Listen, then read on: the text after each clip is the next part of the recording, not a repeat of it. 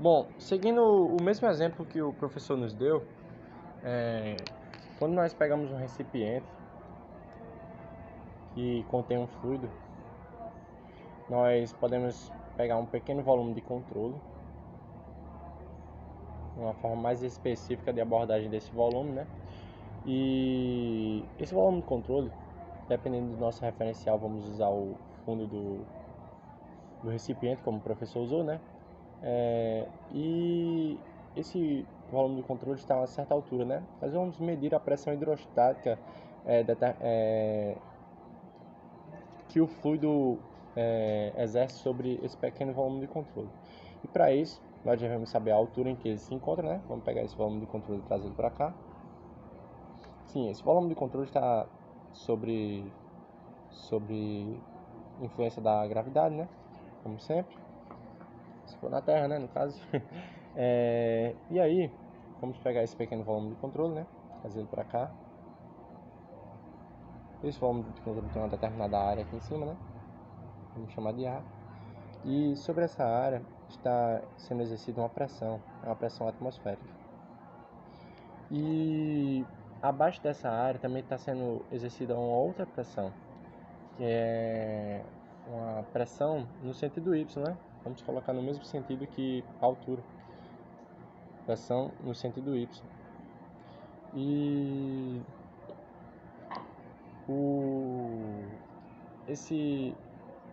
a altura em que se encontra essa pressão, a pressão atmosférica, é essa altura Y, né?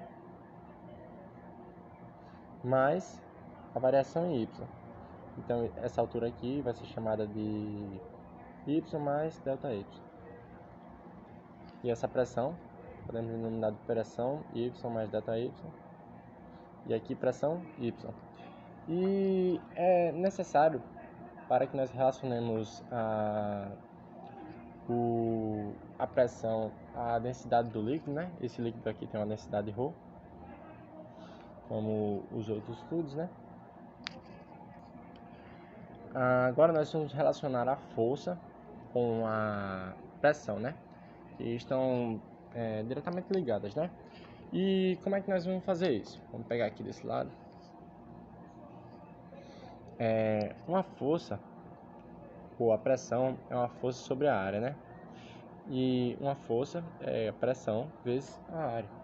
Então nós vamos pegar essas duas pressões aqui exercidas de cima para baixo e de baixo para cima agora. E essa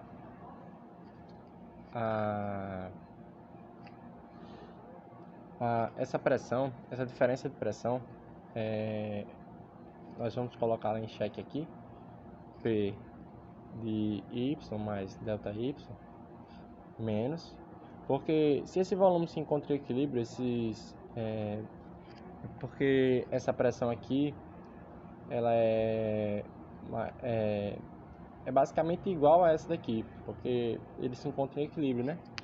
Nem sobe nem desce. E essa diferença de pressão, PY vezes a área, pressão vezes a área, é igual a força. Mas como é que nós determinamos essa força? A força, ela é dada em...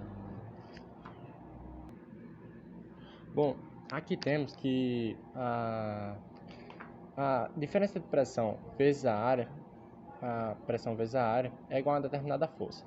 E nós temos que a força é uma massa vezes uma certa aceleração. Força, nesse caso aqui, vai ser a massa vezes a aceleração da gravidade. E como essa força está sendo aplicada de cima para baixo, ela será negativa. Então, nós pegamos esse menos. E qual é a nossa força, né? Essa massa vezes a gravidade, vezes a aceleração da gravidade. A nossa massa é ρ vezes V, né? Quando densidade, nós dissemos que a densidade é a massa sobre volume, você passa para o outro lado, né? E massa ficou a densidade vezes o volume. Aí nós vamos aplicar isso aqui, né? Aí nós colocamos menos da aceleração da gravidade negativa, né? Ρ vezes V. Quem é V? Voltamos para cá. O volume desse nosso volume de controle é essa área vezes a sua altura. o volume de todo o cilindro é a área da base vezes a sua altura, né? Então nós pegamos o ΔY e multiplicamos por essa área. Vamos lá, nós pegamos o ΔY, multiplicamos pela área e multiplicamos pela aceleração da gravidade, né? Para que nós determinemos uma certa força. E aí, essa área, como ela está multiplicando desse lado e nesse outro termo, nós podemos cortá-la da equação, né? Poderia deixar nela, mas só que ia ser só uma incógnita a mais, né? E assim, nós pegamos essa diferença de pressão, como agora ela não está mais multiplicada pela área, e isolamos o ρ e a gravidade.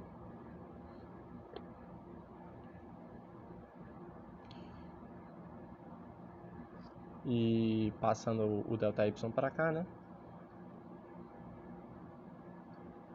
Esse ΔY, nós temos que lembrar que ele é a altura desse volume de controle, né? E como nós podemos ver aqui, essa diferença de pressão sobre a variação da altura é a derivada da pressão sobre a derivada em y, que é a variação da altura, né? A pressão varia de acordo com a altura dentro do recipiente, que é igual a menos ρ vezes g. Essa equação aqui é denominada lei de Stephen. A famosa lei de Stephen. A derivada da pressão sobre a derivada da altura é igual a menos ρ vezes g. E agora nós vamos para... essa aula acaba por aqui, né? E nós vamos para a próxima aula, que vai tratar do tópico, se não me engano, a lei de Pascal.